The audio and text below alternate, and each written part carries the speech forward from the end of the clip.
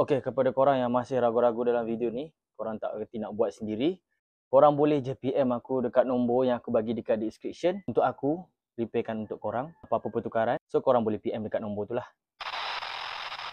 Hi guys, Assalamualaikum. Welcome back to Hafiz YouTube channel. Macam yang aku cakap pada video yang sebelum ni, di mana aku nak tukar dia punya brake pad. Komen sini aku cerita sikit lah pasal brake pad ni. Untuk Proton Saga, actually mana-mana kita yang mana dah reach dia punya mileage around 40k, korang kena make sure korang check korang punya brake pad. So macam aku dah dalam 30%, recommend lah untuk tukar walaupun dah masih ada 30% lagi kan. Sebab kita tak nak terjadi apa-apa dekat dia punya disc rotor. Macam rim kereta aku ni, kita boleh tengok lah daripada sini. Kita boleh nampak dari tepi sini. Kamera tak nampak, tapi dari mata kasar kita boleh nampak lah. Memang dah tinggal 30%, tak nak haus lah. Okey, untuk pengetahuan korang, kereta Saga VVT dengan Saga BLM FLX FL berbeza sebab sekarang ni diameter untuk disc rotor untuk model Saga VVT saja yang 2016 ke 2020 ke 2023 macam tu ke atas, dia dah pakai disc besar. So untuk brake pad dia tak pakai brake pad BLM, which is dia akan pakai brake pad Iris. Dia agak besar sikit. So brand yang aku pakai adalah brand GBS. Sama model dengan Iris punya model. Untuk yang ini aku beli harga dalam RM55 sahaja. Untuk dia punya finishing dan juga hasil kerja kemas lah. Of course material dia tak sama dengan original punya disebabkan harga pun jauh berbeza. Still recommend boleh pakai brand aftermarket which is GBS. Alright. Untuk Saga model VVT ni, Proton ada sediakan ni dekat korang punya tools untuk tukar spare tire. So dia dah sediakan benda ni untuk korang buka dia punya cover nut untuk rim. Tak perlu korang menggunakan plier ke or screw driver plate ke, so nanti boleh calar korang punya rim. And then satu lagi, korang kalau nak buat kerja ni, korang jangan lupa letak dekat end, tarik handbrake tau. Sebab nanti takut brake pad tu kita nak releasekan dia susah. So letak gear dalam keadaan neutral. Alright guys. Sebelum korang jack kereta, make sure korang guna spanner ni untuk longgarkan nut. Kalau tidak nanti bila dah jack kereta susah. So pastikan senang korang buka nanti bila dah jack lah.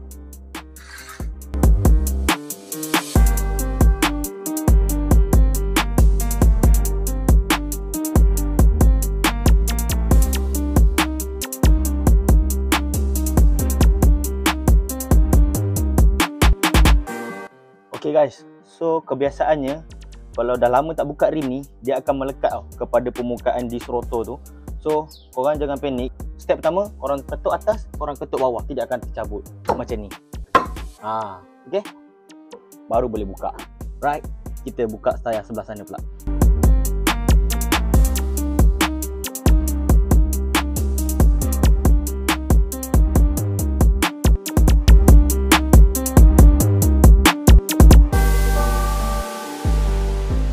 So sekarang aku nak tunjuk kat korang.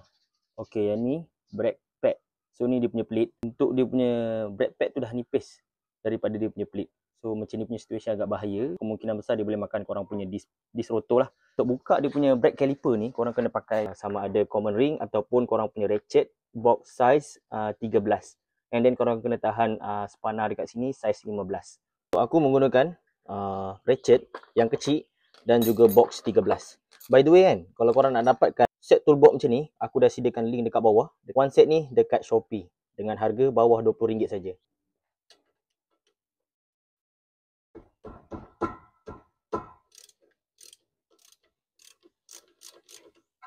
Okay, bila korang dah buka, so korang tarik keluar je brake caliper ni. If let's say kalau macam sekarang ni terlampau ketat, korang guna screwdriver plate dan korang umpil ke atas. So dia boleh buka dengan mudah. Okay, macam aku cakap tadi, aku punya brake pad ada lagi 30%. So better kita tukarlah sebelum dia nipis sampai makan kita punya disc rotor. So macam yang dekat sebelah ni, macam korang boleh tengok, dia tebal lagi sikit, which is 40%. Dia memang akan macam ni lah, sebelah tebal, sebelah nipis. Kadang sebelah sini tebal, sebelah sini nipis. So dia normal lah, sebab dia pun main brake macam tu kan. So yang ni pun kita kena servis juga batang brake caliper ni. Kita kena sapu grease supaya dia masih boleh main macam tu lah. Okay, so untuk buka brake pad ni korang tolak je pakai tangan. Kalau ketat korang pakai screwdriver plate. Okay, lepas korang dah buka kan, and then korang tengok brake pad yang baru, if let's say kalau korang confuse mana satu left and right, macam kita nampak kat sini ni dia berbeza tau. Ni duduknya dekat atas, ni duduknya dekat bawah. So kita just copy balik yang lama. Yang ni dia punya besi ni, marking besi ni dekat atas. So kita ambil yang inilah. Kita asingkan siap-siap. Alright, sebelum korang mulakan proses pemasangan brake pad baru, aku rekomenkan korang untuk bersihkan dulu bahagian caliper ni. Macam korang boleh nampak. Okay, banyak habuk-habuk besi yang ada. Sepatutnya kita kena tembak pakai angin supaya habuk-habuk tu keluar. Tapi memandangkan kita tak ada equipment tu, which is aku recommendkan korang pakai throttle body punya cleaner lah. Yang ni aku beli dekat Mr. DIY je. Aku boleh dapat harga dalam RM12 macam tu lah untuk satu tin ni. So ini kita boleh habiskan untuk cuci brake caliper kiri dan kanan. Okay, korang ompel je dia punya clip ni. Korang ompel je macam ni. Korang keluarkan dan korang boleh mulakan proses mencuci lah. So ni So kita dah keluarkan, so korang boleh cuci bahagian dalam-dalam ni. Sama juga dengan sebelah sini lah. So kalau korang tak nak lantai korang kotor, sebab bila kita spray nanti akan ada keladak-keladak hitam jatuh tau. So aku sarankan korang lapik dulu and then baru korang boleh spray untuk proses pencucian brake caliper.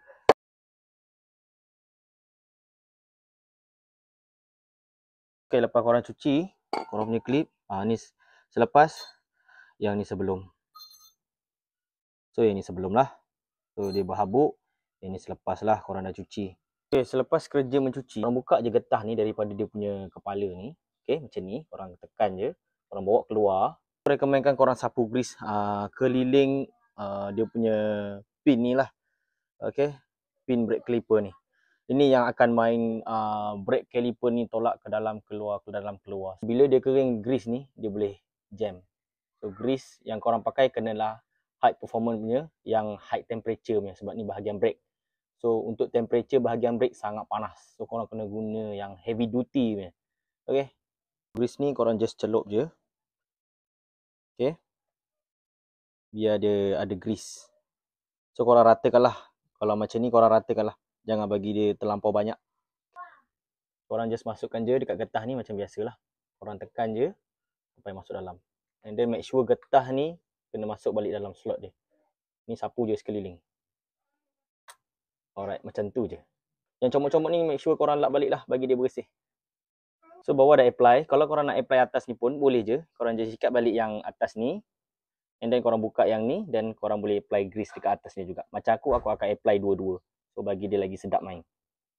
Okay guys, so untuk spring ni, make sure korang buka balik dengan yang lama punya. Korang pakai balik untuk brake pad yang baru. Sebab brake pad yang baru yang aku beli brand GBS ni, dia punya pin ni tak ngam. Dia punya tail ni panjang. Macam ni dia dah potong siap-siap. So dia macam ni. So yang ni dia terlampau panjang, tak boleh pakai.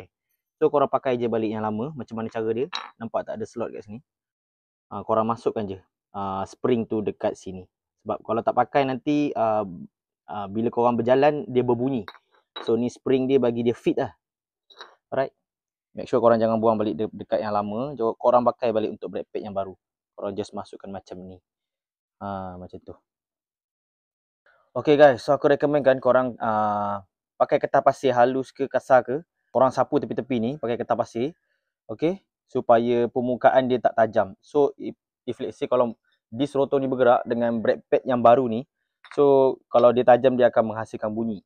Selepas korang apply je brake pad ni dekat dalam caliper ni, so nampak tak piston ni? Piston ni kan dia terkeluar. So untuk brake pad baru, dia tebal. Macam brake pad lama dia dah nipis. Sebab tu piston dia terkeluar. So korang kena tolak piston ni. If let's say kalau korang tak tolak, so memang tak boleh masuk. Memang takkan ngam. So nak tak nak, korang kena keluarkan. Macam mana cara dia? Okay, aku akan tunjuk. Alright guys, tak perlu menggunakan modal besar-besar untuk korang beli special tool. Korang beli je Apik G yang aku sediakan link dekat Shopee. Korang boleh tekan dekat bawah. Ataupun dekat atas ni, korang boleh cari dekat situ. Apik G ni harga bawah RM10. Korang dah boleh grab. Untuk korang buat kerja buka pasang brake caliper ni. So, dapatkan link dekat atas ni. Beli di sana. Okay guys.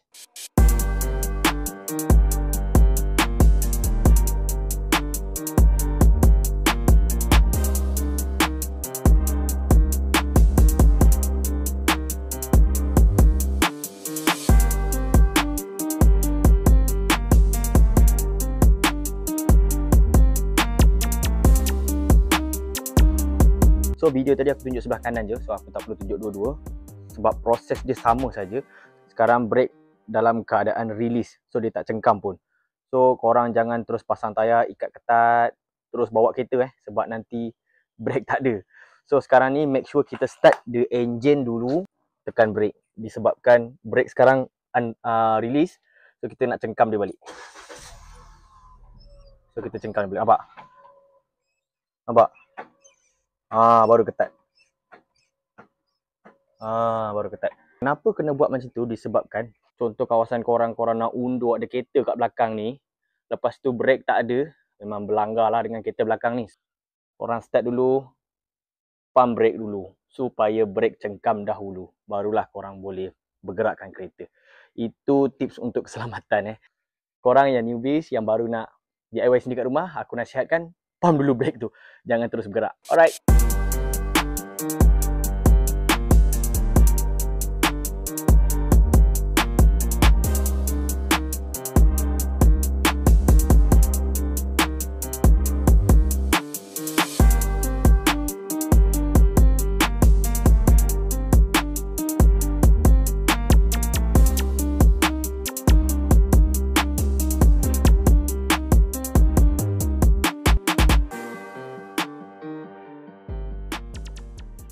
Okay guys, so itu saja video pada kali ini. Cara-cara korang nak DIY sendiri, tukar brake pad dekat rumah dengan bermodalkan bawah RM100. Dekat pusat servis untuk brake pad original, which is Saga VVT lah. Harga dia dalam untuk brake pad saja belum termasuk upah buka pasang dan servis sekali. Harga dia dalam RM200 lebih. So kalau korang DIY sendiri dekat rumah, korang boleh jimat berapa ratus dekat situ menggunakan aftermarket brand. So senang tak? So dengan video ni aku harap bermanfaat lah untuk korang. So untuk the next video, aku ada lagi satu masalah, isu leaking. Aku tak tahu, selama aku servis dekat Proton, pusat servis, diorang tak pernah recommendkan aku which is leaking. Sebab benda tu aku dah perasan lama, cuma aku saja diam. And then aku tengok diorang punya reaction. Setakat ni dah 5 ke 6 kali aku dah pergi ke pusat servis, which is memang dah ada masalah leaking tu, tapi diorang tak recommendkan untuk aku tukar. Aku akan buat satu lagi video which is model Saga VVT untuk tukar dia punya gasket dekat dia punya cam cover. Kita panggil cam cover aku pun dah tak ingat, dah lama tak kerja Proton kan. Nantikan video seterusnya. Kalau korang suka video-video macam ni untuk aku buatkan video yang seterusnya, korang just komen nak. So kalau korang komen nak, aku akan share lah untuk buat the next video. Itu saja video pada kali ini. Jangan lupa like, share dan subscribe kepada korang yang baru sampai lah. So jumpa korang lagi. Assalamualaikum. Bye bye.